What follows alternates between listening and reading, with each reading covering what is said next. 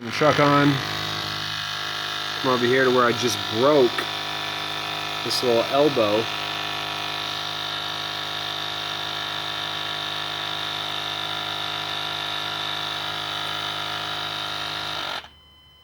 You plug that, immediately shuts it off.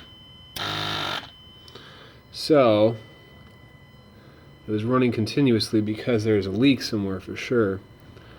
And I'm guessing it's down this little pipe here, this little vacuum line. So I'm going to trace that out.